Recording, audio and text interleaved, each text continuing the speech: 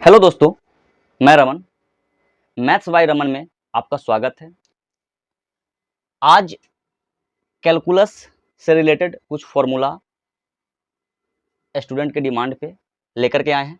देखिएगा, थोड़ा सा बेसिक को समझते चलते हैं। बेसिक कैलकुलस मतलब कलन। कैलकुलस दो हिस्सा में बटा हुआ है, डिफरेंशिएशन और इंटीग्रेशन। पहली बात है कि कैलकुलस का शुरुआत मतलब दो अलग अलग वैज्ञानिक मैथमेटिशियन ने मिलकर, मतलब अलग अलग, इकट्ठा नहीं, अलग अलग अपने अपने जगह पे किए। जैसे एक तो सर आइजैक न्यूटन का नाम सुने होंगे आप। सर आइजैक न्यूटन ने, और एक आता है लेबनीज जो है, ये दोनों आदमी अलग अलग कलन का मतलब शुरुआत किए, मतलब पहला बार समझाएं, उस पर विचार किए। हम लोगों को 12th का ये हिस्सा है, ठीक है। मैथ्स में भी मिलता है, फिजिक्स में भी मिलता है। तो इसका बेसिक फार्मूला शुरू करने से पहले इसको हम दो पार्ट में बांट लेते हैं।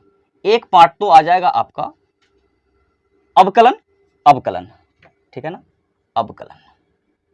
अवकलन, और दूसरा पार्ट आ जाएगा आपका समाकलन, ठीक है। अवकलन को डिफरेंशिएशन बोलते हैं, DIFF, डिफरेंशिएशन, और ये इंटीग्रेशन,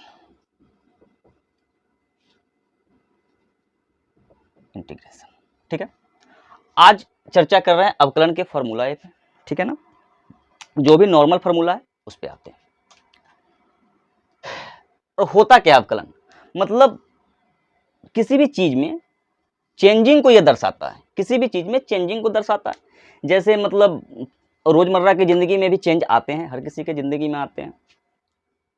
जैसे रोज के बेसिस पे अगर चले तो हर किसी जो भी मतलब सजीव चीज है उसमें चेंजिंग आता है, निर्जीव चीज में भी आता है। जैसे मतलब मान लीजिए कि ब्याज पे ही बात कर लीजिए कि अगर कोई रुपया पैसा अगर आप ले रहे हो किसी से तो ब्याज की चर्चा करते हैं, तो ब्याज में भी चेंजिंग आती है ना।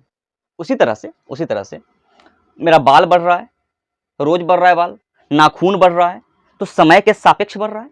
समय बढ़ रहा है, बाल बढ़ रहा है। मेरा एज घट रहा है, मतलब समय बढ़ रहा है, मेरा एज घट रहा है। तो ये सब जो चेंजिंग मैथमेटिकल चेंज जो होता है उसी को हम डिफरेंशिएशन से दर्शाते हैं, ठीक है ना।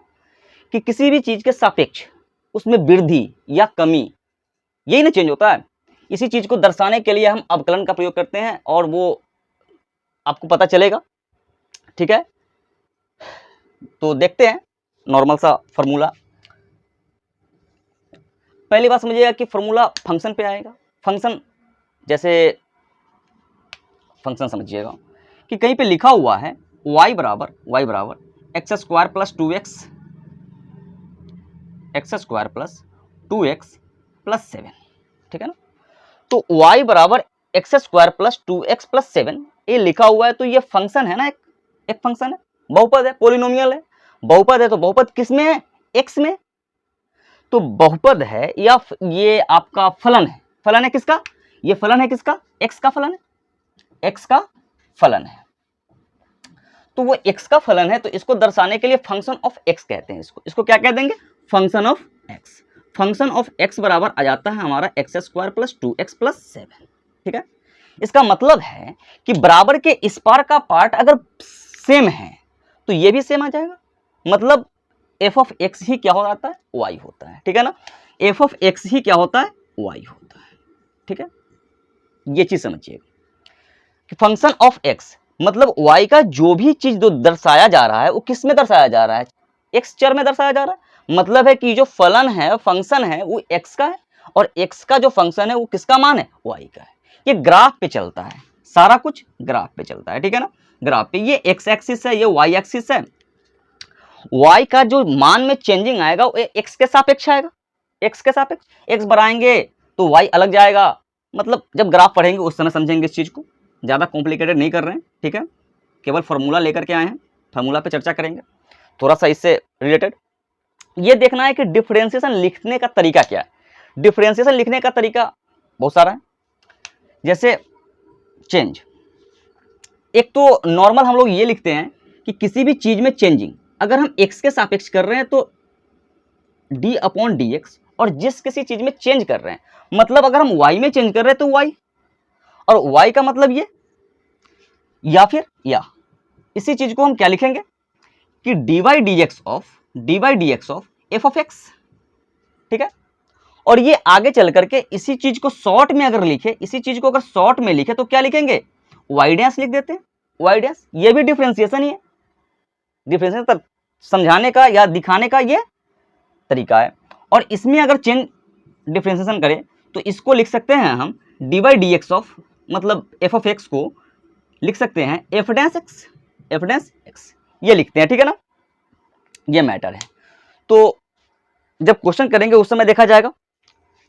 फिलहाल formula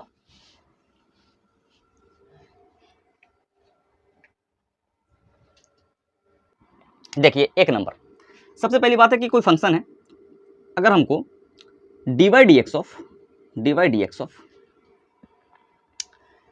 x to the power n का निकालना है, x to the power n, जैसे कि x स्क्वायर हो गया, x क्यूब हो गया, x टू द पावर 10 हो गया, ये तो इसका जो बन जाएगा हमारा पावर चलाएगा गुना में n, और x to the power n minus का 1 हो जाता है, ठीक है ना। पावर गुना में आ जाता है और x के पावर में से एक घटा के लिख देते हैं, क्लियर। ये तो बहुपद का है। दूसरा त्रिकोणमितीय फंक्शन का देखते हैं, जैसे sin x हो गया, cos x हो गया, tan x हो गया, ये सब का। तो पहला है dy dx of sin x,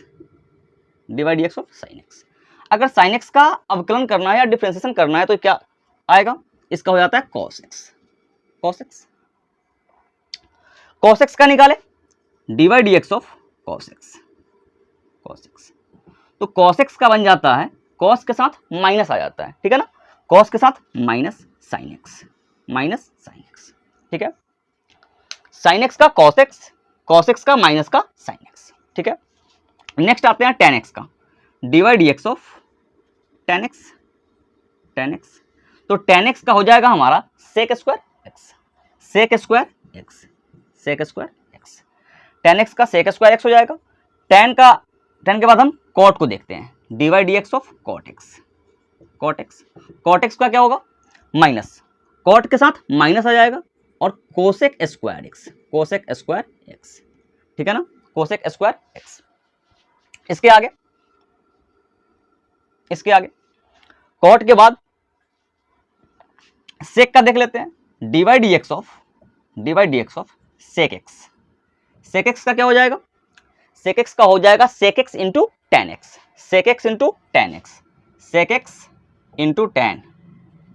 ठीक है ना। एक बच रहा है हमारा cosec x, dy dx of cosec x, इसका हो जाएगा cosec x का minus cosec x into cot x, ठीक है ना, cosec x into cot x, ठीक है। यही फॉर्मूला इसका है, त्रिकोणमितीय आइडेंटिटी जो है उस सब का याद करने का सिंपल तरीका है, बस जो भी c से शुरू है, cos, cot और cosec, इसके साथ नेगेटिव साइन लगा हुआ है, नेगेटिव साइन, क्लियर ना। बाकी के साथ पॉजिटिव साइन, साइन का cos, cos का साइन, tan का sec स्क्वायर, cot का cosec स्क्वायर, sec का sec x into tan x, और cosec का cosec इंटू cot x। जो भी c है, c से जो शुरू है आइडेंटिटी, उसके साथ नेगेटिव साइन आया, ठीक है ना, बाकी के साथ पॉजिटिव आया, ठीक है। इसके बाद अगर देखें तो log x, ठीक है, dy dx of log x का हो जाता है 1 अपॉन x, ठीक है।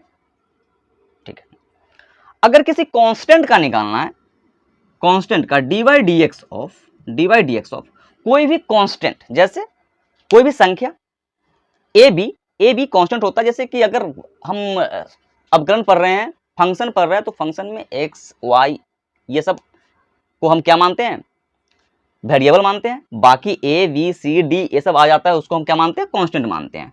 तो अगर डिफरेंशिएशन कांस्टेंट का निकालना हो, कांस्टेंट का, तो कांस्टेंट का डिफरेंशिएशन क्या हो जाता है? 0। कांस्टेंट के साथ कोई डिफरेंशिएशन नहीं होता है, कांस्टेंट में नो चेंज होता है, नो चेंज के कारण 0 आ जाएगा। क्लियर? ठीक है। अगर हमारा कहीं पे लिखा हुआ है कांस्टेंट को अगर हम c मान ले, कांस्टेंट को हम c मान ले, और differentiation dy dx of cx है, c कांस्टेंट है, x हमारा वेरिएबल है, तो इसका बन जाएगा हमारा केवल c। क्यों? कांस्टेंट बाहर आ जाएगा, बस इसी फॉर्मूला पे बन रहा है, ठीक है ना।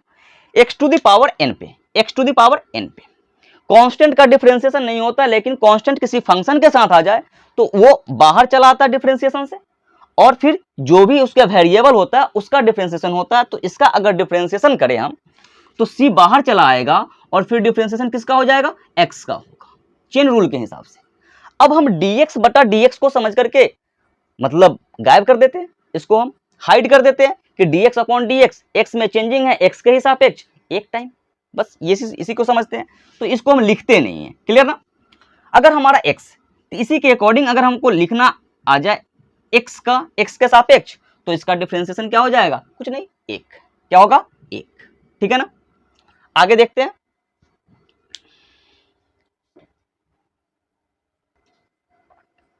देखिए नेक्स्ट, अगर हमको लिखा हुआ है डिफरेंशिएशन निकालना है किसका? रूट एक्स का। तो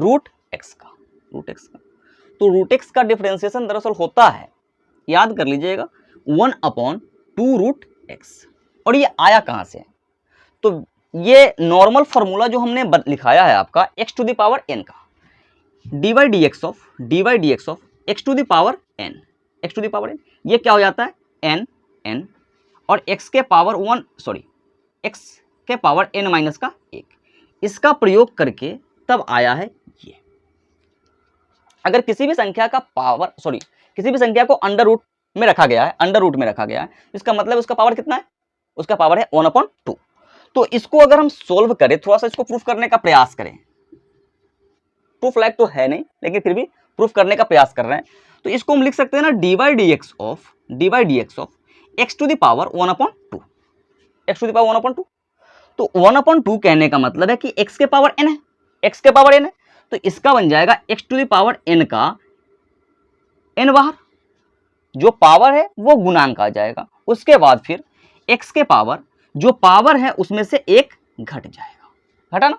जो पावर कितना था? 1/2 था, उसमें से क्या घट गया? 1 घट गया। ठीक है, तो ये हमारा बन जाएगा 1/2 और x के पावर 1/2 घटाओ 1, 1/2 घटाओ 1, तो 1/2 में से अगर हम 1 घटा लें तो माइनस का 1/2, x के पावर -1/2, और -1/2 को अगर हमको प्लस करना है, घात को प्लस करना है, तो नीचे लेकर के आएंगे, बटा में लेकर के आएंगे, तब ये बन जाएगा हमारा 1/2 into 1/x to the power 1/2 बनेगा ना। अब यही चीज हमारा क्या बन रहा है? 1/2 और x टू द पावर 1/2, और हम पहले ही कह दिए कि x के पावर 1/2 किसका मान है? रूट एक्स का मान है, तो इसके जगह पे हम रूट एक्स लिख सकते हैं ना, लिख सकते हैं। तो ये बन गया हमारा 1/2 रूट एक्स, और हमने यही लिखा है। ठीक है। नेक्स्ट देखते हैं, एक और थोड़ा सा चेन रूल के हिसाब से चलता है फॉर्मूला, डिफरेंशिएशन का फॉर्मूला चेन रूल से। अगर कहीं पे लिखा हुआ है differentiation of dy dx of sin nx,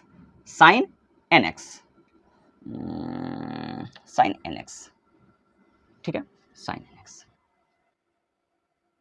ठीक है, तो इसको हम क्या कह सकते हैं? इसको हम कह सकते हैं कि n cos x। तो कहां से आया n cos x? जबरदस्ती तो है नहीं, n cos x आ गया कि इसको चेन रूल के हिसाब से चले कि हमारा फंक्शन क्या है? sin nx है, तो sin nx का अगर हम निकाले तो sin x का डिफरेंशिएशन अभी बताएं कि cos x होता है, sin x का डिफरेंशिएशन क्या होता है? cos x होता है। तो इसको हम कह सकते हैं कि sin x का डिफरेंशिएशन क्या होता है? cos, यहाँ पे मिस्टेक है, सॉरी, n cos nx होगा, n cos nx, ठीक है, गलती हो गया। यहां से आएगा sin nx का cos nx, cos n x. और जिसको हमने x माना है, जिसको हमने x माना है, फिर उसका डिफरेंशिएशन, फिर डिफरेंशिएशन किसका हो जाएगा, जिसको हमने x माना है तो nx का हो जाएगा। अभी अभी हमने बताया कि कांस्टेंट x के साथ है तो वो कांस्टेंट बाहर चलाता है और फिर x का डिफरेंशिएशन 1 हो जाता है, x का डिफरेंशिएशन 1 हो जाता है, तो ये cos nx इंटू n हो जाएगा, ठीक है। और dx अपॉन dx तो 1 हो जाएगा। अब इसी n को ना इधर ला करके लिख दिया गया है, इसी चीज को यहाँ पे n into cos n x लिखा गया है, ठीक है ना, n into cos n x. और यही है। इसी तरह से आगे त्रिकोणमिति में अगर आ जाए इस तरह का क्वेश्चन कि टेन एन एक्स आ जाए, कॉस एन एक्स आ जाए, कॉसेक एन एक्स आ जाएगा, तो उसी फॉर्मूला पे आ जाएगा, ठीक है ना। चेन रूल के हिसाब से चलेंगे। आगे देखते हैं नेक्स्ट, ठीक है। नेक्स्ट देखिएगा, next dy dx of e to the power x exponential function. e to the power x क्या है, एक्सपोनेंशियल फंक्शन। एक्सपोनेंशियल फंक्शन का डिफरेंशिएशन क्या हो जाएगा, e to the power x का differentiation e to the power x ही होता है, ठीक है ना। इसी के अकॉर्डिंग अगर dy dx of a to the power x है, a to the power x है, तो a to the power x का भी डिफरेंशिएशन क्या हो जाएगा, a to the power x, लेकिन साथ में क्या आ जाएगा, log a, ठीक है, a to the power x into log a, ठीक है। इसके बाद नेक्स्ट देखिएगा dy dx of log a to the power x, log a to the power x। तो dy dx of log a to the power x का हो जाएगा 1 upon x log a, ठीक है, ठीक है। log x का बता चुके हैं, log x का होता है 1 अपॉन x, ठीक है। अब देखिए अगर कोई दो फंक्शन एक साथ जोड़ में आया गया है, घटाव में आया है, गुना में आया है, फिर भाग में आया है, तो उसका क्या होगा। दो को फंक्शन मान लेते हैं कि दो फंक्शन है, दो फलन, प्रथम फलन u प्रथम फलन है, और भी दूसरा फलन है, ठीक है। अब इस दोनों फलन का डिफरेंशिएशन निकालना है, तब कहां से निकलेगा, मान के चलिए कि dy dx of u plus भी लिखिए चाहे u माइनस भी लिखिए, प्लस भी और माइनस भी में सेम आता है, u प्लस भी। मतलब इसमें क्या होगा, अगर प्लस भी u प्लस भी है तो u का पहले डिफरेंशिएशन कर लेंगे और फिर v का करेंगे डिफरेंशिएशन और दोनों को ऐड कर लेंगे, जोड़ लेंगे। अगर घटाव के साथ है तो u का डिफरेंशिएशन निकाल लेंगे और v का निकाल लेंगे और दोनों को घटा देंगे, ठीक है ना। तो ये बन जाएगा हमारा du upon dx plus minus dv upon dx, ठीक है ना। अगर प्लस है तो प्लस, माइनस है तो माइनस। चलिए अब देखते हैं u इंटू v। अगर दोनों फंक्शन का गुना किया गया है तब उसका डिफरेंशिएशन क्या होगा, dy dx of u into v का डिफरेंशिएशन। इसमें क्या होता है, पहला दूसरा है ना, तो दूसरा वाला जस के तस, जैसा का तैसा, डिफरेंशिएशन पहला वाला का du बटा dx, फिर ऐड जोड़, ठीक है, पहला वाला जैसा का तैसा और डिफरेंशिएशन दूसरा वाला का, ठीक है। ये हो गया हमारा du इंटू v का डिफरेंशिएशन क्या हो जाएगा, v du बटा dx plus u dv upon dx, clear. लेकिन अगर भाग में है, अगर u अपॉन v है उसका क्या होगा, तो d by dx of u upon v का थोड़ा सा इससे हटके नीचे वाला मतलब सेकंड का जो हर है उसका स्क्वायर नीचे में आ जाएगा, ठीक है। और ये जस के तस v du अपॉन dx, ठीक है। दूसरा वाला पहला वाला का डिफरेंशिएशन घटाओ माइनस u डिफरेंशिएशन ऑफ दूसरा वाला, ठीक है। ये u प्लस माइनस v का, ये u इंटू v का ये और u अपॉन v का। अब बच रहा है हमारा इनवर्स फंक्शन, ट्रिकोनोमेट्री का इनवर्स फंक्शन के साथ डिफरेंशिएशन बच रहा है। 6 आएगा, उसको देखते हैं, इसको मिटाते हैं।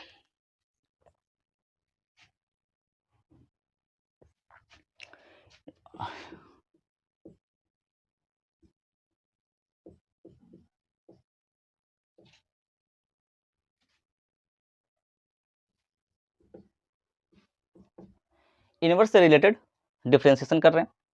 जैसे अगर कहीं पे लिखा हुआ है हमारा साइन इनवर्स एक्स का डिफरेंशिएशन क्या होगा, dy dx of sine inverse x, sine inverse x.